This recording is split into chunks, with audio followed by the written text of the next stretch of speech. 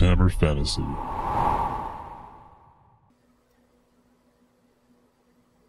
Hey everybody, this is Spudlow with Vidhammer, and I'm showing you what I've been working on the last few days, trying to get my army looking good for Crucible 3. I'm going to do a little quick hobby video for you here. What I've been doing is basing my movement trays so that it looks consistent with my entire army. The basing I've already done for the Doom Wheel and the Hell Pit and my giant rats and weapon team and a few other things like that has been using a few large rocks and some small gravel in with some grass. And I'm going to do the same thing for my movement trays, but I'm not going to use the large rocks because some of the large rocks sticking off the end of the movement tray are going to look a bit bizarre and might cause problems when you bump into another unit or whatever.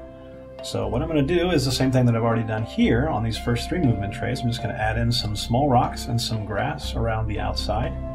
It gives your army a nice, consistent, and somewhat intentional look. So when your opponent looks at it and sees that you've got these, trays that are the right size and they're all based the same way, your opponent's going to know that you designed this army and you've been playing with it for a while, and that's what its intent is. It's intended to work together. So whether that becomes some psychological piece you can use for warfare, whatever, it doesn't really matter. The main thing is it looks much more impressive as an army, and that's the real reason for doing it. It's just so you can take a little more pride in what you're doing. And basing your movement trays is really easy. It's just like basing your other models and whatnot. It's just one more thing to do that can make your army look good. And I'm going to do that now with a big bus piece that I'm going to use to put my slaves, and another one I'm going to use to put my Stormvermin on. I've put these together from the Games Workshop Movement Trays pack, their standard modular movement tray. I definitely recommend these things. They're $10, but you get a significant amount out of it. And they're already, they already have the lines, so it's very easy to cut them for either 25 millimeter or for 20 millimeter, either way, depending on your infantry things. And they've got the little, corners and edge pieces made out, so when you get them put together, they look really nice. You can make them yourself. I made this one just with some styrene for the sides and stuff like that, but it's easier just to pay a few extra bucks and have it done a lot easier.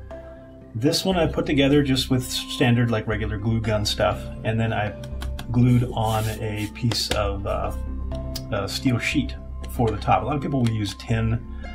I've already got a pair of sheet metal scissors for all my contracting stuff, so it's easy enough just to go to the hardware store and get like some 16 gauge steel or whatever this is. It's the thinnest steel gauge sheet that I could find at Home Depot.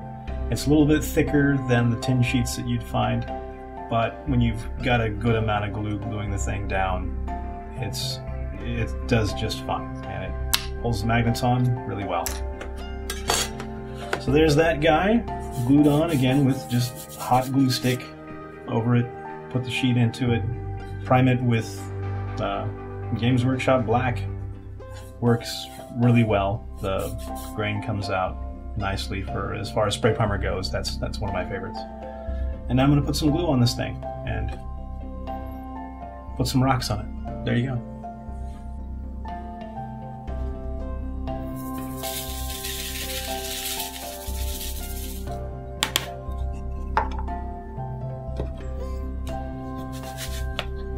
I use these because they're very easy to come by.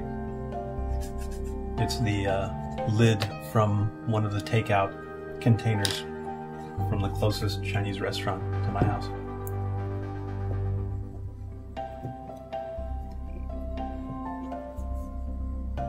Ghetto white glue. You can't beat it. It's cheap, and you can steal it from school kids if you're, down on your luck or whatever. There's still some edging in this, some little cracks, but you're going to be putting the grass and the rocks over the top of it, so I'm not even going to worry about going back over with green stuff and trying to fill in those gaps. It's not worth the time.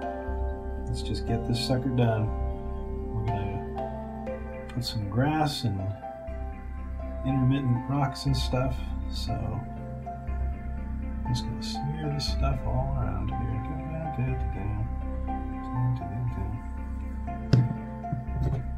Come back with a brush that you don't love quite so much anymore. And since you're gonna want to be naturally kind of inconsistent with this, you can be as quick and as messy as you like.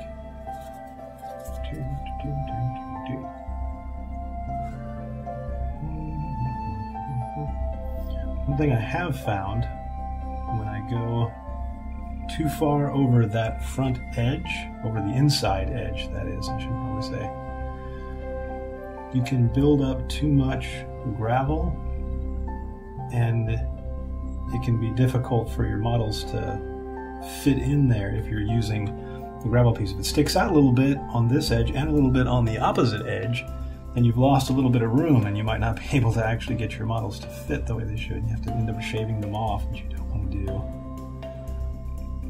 So I just go up on the top, but not really over the top of the edge. Just get a few of these things done. I don't have to go the entire way. Now we'll take it. And I'm too long. Oh, that's what she said.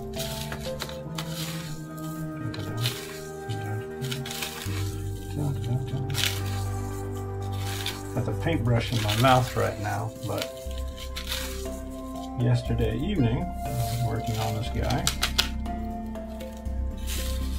I had the 25 millimeter ones, or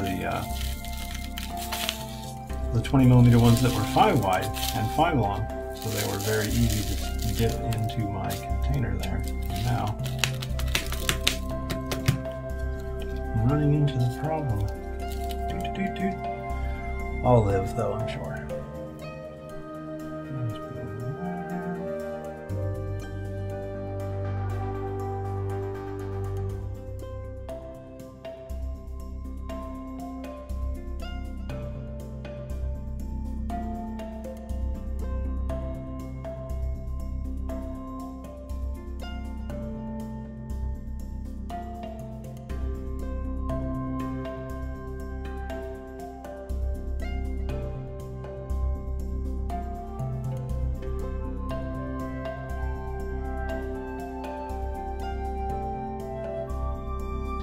Okay, now that the glue has had time to dry, I'm just going to go back over with a big puffy brush and knock off anything that the glue hasn't held down, just because it's easier once I start putting the wash on.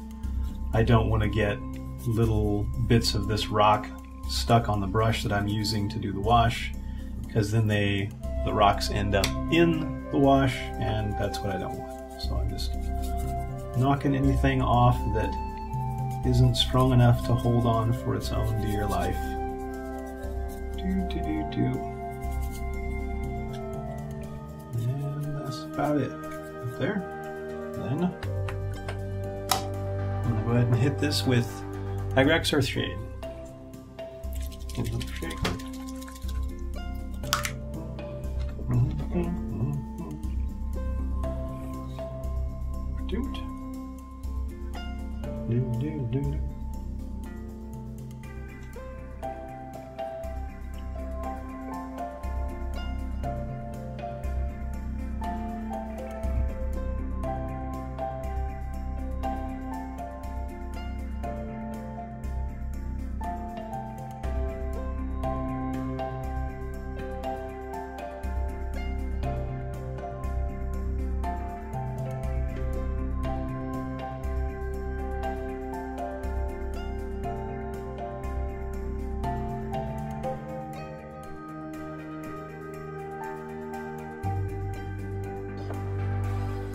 Okay, here we go with some actual painting of the texture now. I'm using some Scrag Brown. This isn't going to be an actual dry brush. This is me kind of going in and getting not a whole lot, but just a little bit of paint on the brush. I'm not going to worry about, you know, going over a cloth with it to get things done. I'm just going to drag it over the top. Because it doesn't matter if I do that, there's going to be grass over it. Just going to do that. This is just a quick way of getting a decent amount of color on there.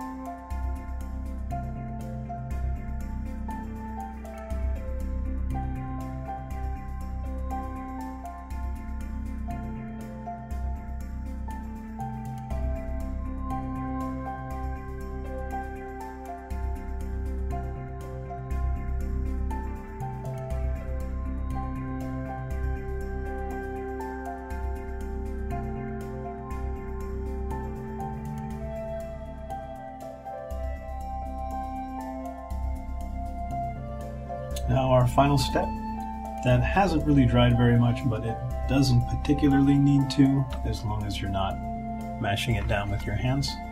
So we're going to jump right in with our grass that I've got down here. Just like we did with the rocks, but now we're going between the rock points.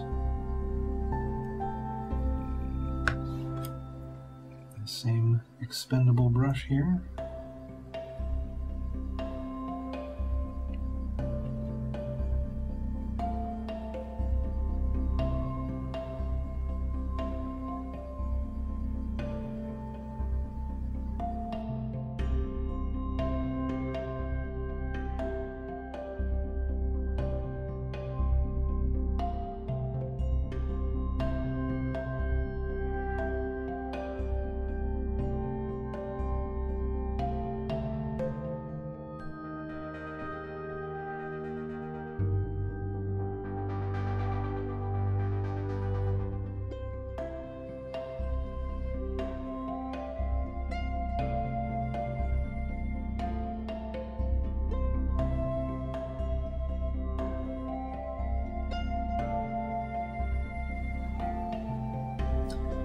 Alright, now that the grass has had a chance to dry, I'm just going to take a nice big puffy brush like this one, totally dry, no paint on it at all.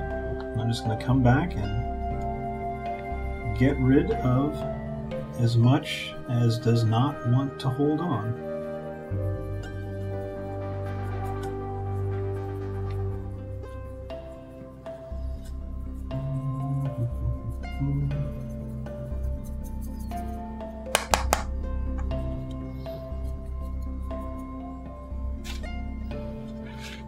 And that's all there is to it at this point.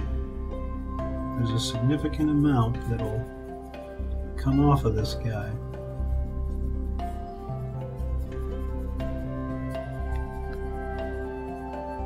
And since this is kind of the most pricey part of doing these bases, might as well save as much as you can. You know? Waste not, want not.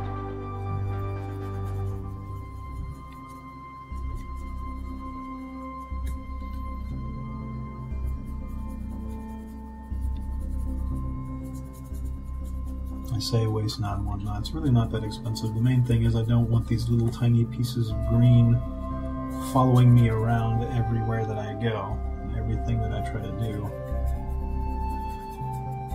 Every time you reach in and pull out your models and you leave some of this stuff laying around on the table, it's rather irritating. So that's really why I do this.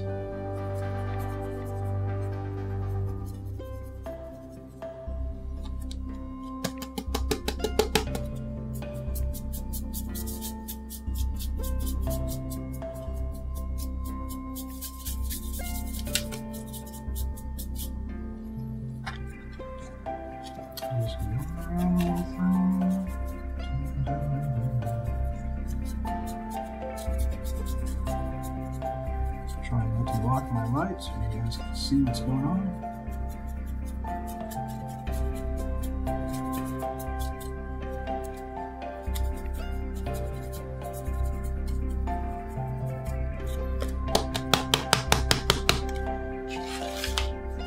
And there you go. There is your based movement tray. Magnetized and all good. There you go, guys. Till next time, keep painting.